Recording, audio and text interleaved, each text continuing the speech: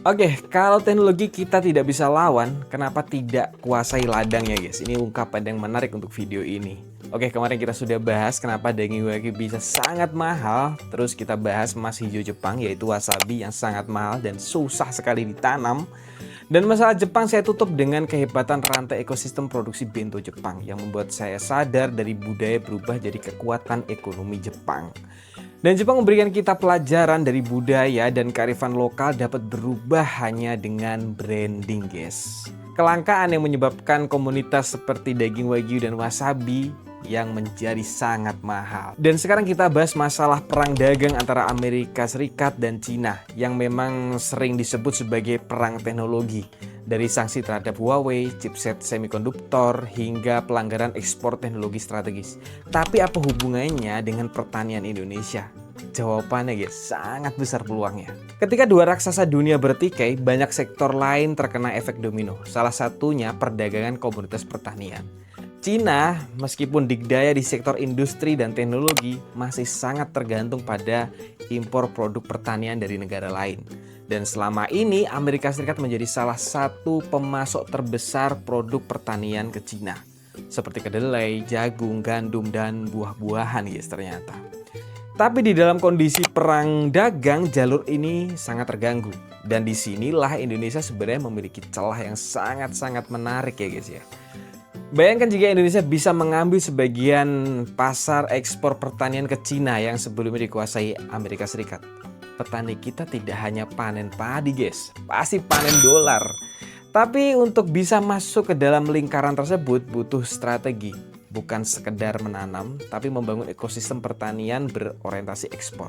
Indonesia punya lahan, Indonesia punya petani, tapi apakah kita punya keberanian dan visi memanfaatkan peluang dari konflik dua negara adidaya ini, guys?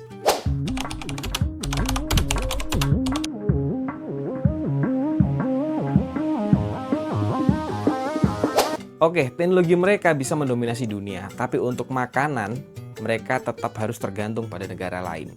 Cina adalah raksasa industri, tetapi bukan raksasa pangan. Dengan populasi lebih dari 1,4 miliar jiwa, negara ini membutuhkan pasokan pangan yang sangat-sangat besar.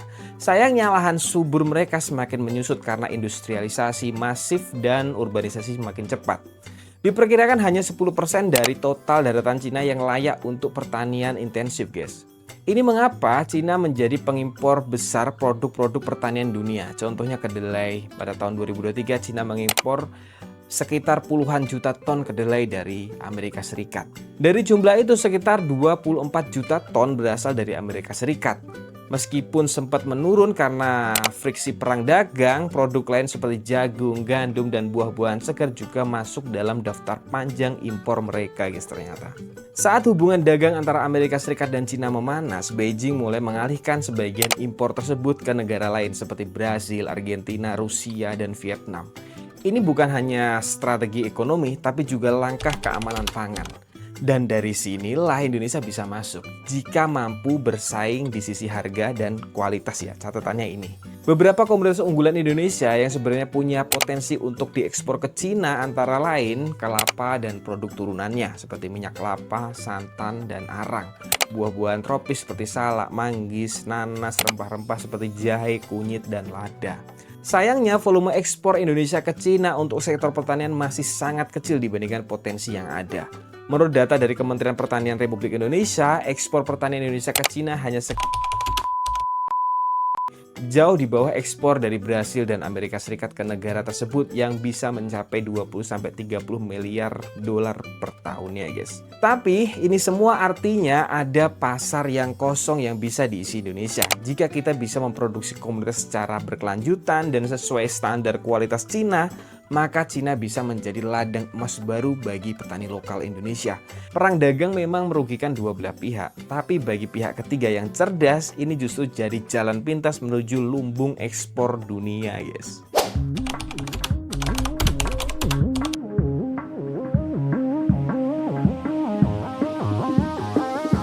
Katanya negara subur lah kok impor. Ini bukan soal tanah, ini soal strategi yang tertidur guys. Indonesia sering disebut sebagai negara agraris, bahkan dijuluki sebagai lumbung pangan Asia Tenggara.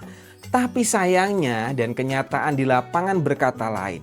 Dengan luas lahan pertanian mencapai sekitar jutaan bahkan puluhan juta hektar, Indonesia seharusnya bisa menjadi suplai utama pangan dunia, apalagi untuk negara seperti Cina.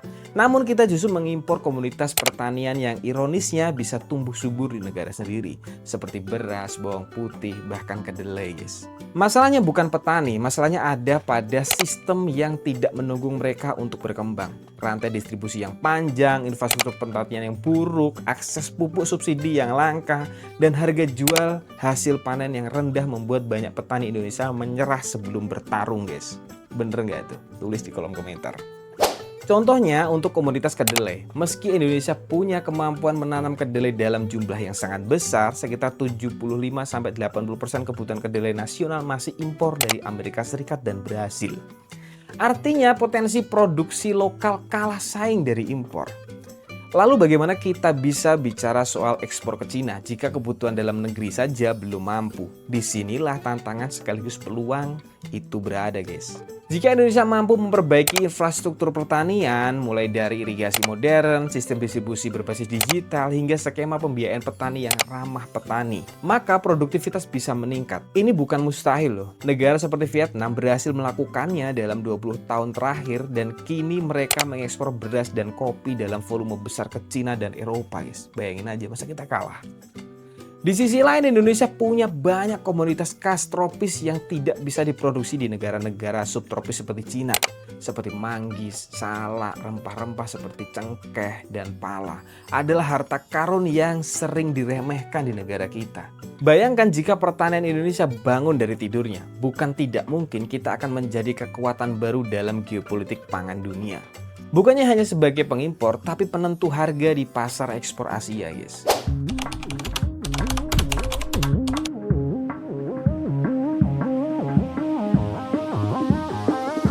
Oke, kalau jalur Amerika ditutup, kenapa Indonesia tidak masuk dari pintu belakang?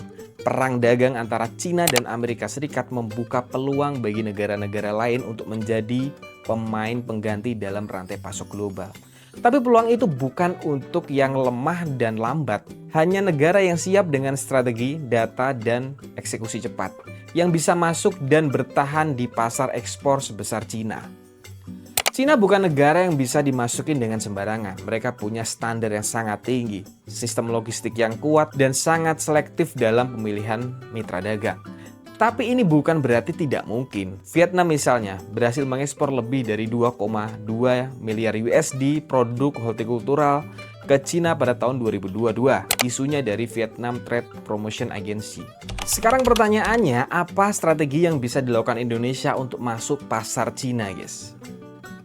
Yang pertama, identifikasi komoditas potensial. Kita harus cerdas memilih produk. Cina sudah jenuh dengan produk mainstream seperti beras dan jagung. Yang mereka cari di Asia Tenggara adalah buah-buahan tropis seperti manggis, nanas, dan pisang, produk kelapa, dan rempah-rempah. Indonesia harus fokus pada komoditas khas yang tidak diproduksi di Cina atau sulit mereka budidayakan. Ini menurut saya strategi yang oke banget ya. Yang kedua, sertifikasi dan standarisasi kualitas. Kunci utama ekspor pertanian ke Cina adalah kualitas dan keamanan pangan. Tanpa sertifikat dari otoritas terkait seperti General Administration of Customs China, jangan harap produk Indonesia bisa masuk. Pemerintah Indonesia perlu mempercepat proses sertifikasinya seperti ini. Panjang banget. Yang ketiga, kemitraan langsung dengan eksportir Cina. Selama ini banyak eksportir Indonesia tergantung pada pemerintah. Padahal keuntungan besar justru ada pada kerjasama langsung antara petani atau koperasi dengan eksportir besar dari Cina. Ini sudah dilakukan oleh beberapa pengusaha di Thailand dan di Vietnam, guys, ternyata. Yang keempat, bangun branding. Contohnya Indonesia Tropical Premium atau apalah. Nanti kalian bisa diskusikan. Produk Indonesia harus punya nilai lebih, jangan jual hanya sebagai buah-buahan segar, tapi sebagai produk tropis premium yang langka dan sehat. Strategi ini berhasil digunakan oleh Thailand saat mengekspor durian dan mangga ke Cina. Dengan strategi yang matang, bukan tidak mungkin produk-produk pertanian Indonesia akan terpajang di rak supermarket di Shanghai, Guangzhou, bahkan Beijing. Bahkan mungkin satu hari nanti Indonesia jadi mitra strategis pangan Cina menggantikan Amerika Serikat, guys. Tapi pemerintahnya peka nggak?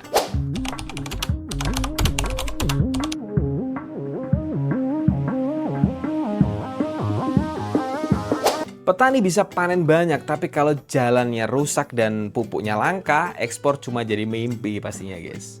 Salah satu alasan mengapa potensi ekspor pertanian Indonesia ke Cina belum optimal adalah kelemahnya infrastruktur pendukung dan kebijakan yang belum pro petani dan pro ekspor. Kita punya tanah yang subur, yes, ini modalnya. Petani yang rajin, ya ini juga modalnya. Dan iklim yang mendukung, ini juga modalnya. Tapi semua itu akan percuma tanpa infrastruktur yang kuat. Pertama, jalan dan transportasi. Sebagian besar hasil panen petani Indonesia masih terus melewati jalan desa yang rusak dan akses logistik yang minim. Akibatnya, biaya distribusi membengkak dan kualitas produk menurun saat sampai ke pelabuhan ekspor. Isunya diperkirakan 30-40% hasil pangan hortikultural rusak sebelum sampai ke konsumen, guys. Ini isunya ya. Sementara itu, Vietnam dan Thailand sudah menghubungkan jalan-jalan khusus pertanian yang langsung menghubungkan sentra produksi ke pelabuhan ekspor, guys. Bahkan di Vietnam, pemerintah mengembangkan jalur logistik dingin atau cold chain untuk produk buah tropis agar kualitas tetap terjaga sampai ke Cina, guys. Yang kedua, pelabuhan dan sistem ekspor. Indonesia punya banyak pelabuhan, tapi hanya sedikit yang efisien untuk ekspor pertanian. Masih banyak kasus kemacetan dokumen ekspor dan keterlambatan izin karantina yang membuat eksportir kehilangan peluang pasar. Padahal Cina sangat ketat soal waktu pengiriman. Salah satu solusi yang ditawarkan oleh pelaku industri adalah digitalisasi sistem ekspor dan pemberian jalur hijau khusus untuk produk pertanian di pelabuhan besar seperti Tanjung Priok dan Tanjung Perak, guys. Yang ketiga, kebijakan yang berorientasi ekspor. Petani butuh intensif untuk menanam lebih banyak, terutama untuk komoditas ekspor. Tapi saat ini subsidi pupuk dan benih masih tersentralisasi, tidak disesuaikan dengan potensi ekspor daerah masing-masing. Kebijakan yang berpihak kepada koperasi tani ekspor bisa menjadi terobosan penting. Program seperti kredit usaha rakyat atau KUR harus diarahkan untuk mendukung produksi berbasis mitra ekspor. Bahkan lebih jauh lagi, pemerintah bisa menciptakan peta jalan ekspor pertanian seperti yang dilakukan oleh Malaysia dalam ekspor kelapa sawitnya. Jika pemerintah serius memperkuat infrastruktur dan regulasi, maka jalan Indonesia untuk menggantikan posisi Amerika Serikat sebagai mitra pangan Cina bukan hanya angan-angan, tapi strategi nasional yang bisa terwujud, guys.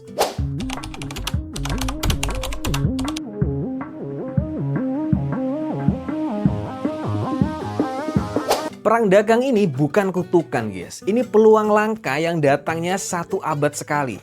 Ketika dua raksasa ekonomi dunia seperti Amerika Serikat dan Cina saling baku hantam nih masalah perang, dunia melihat kerugian dan ketegangan. Tapi bagi negara berkembang seperti Indonesia, ini adalah jendela peluang emas yang terbuka dan bisa tertutup kapan saja.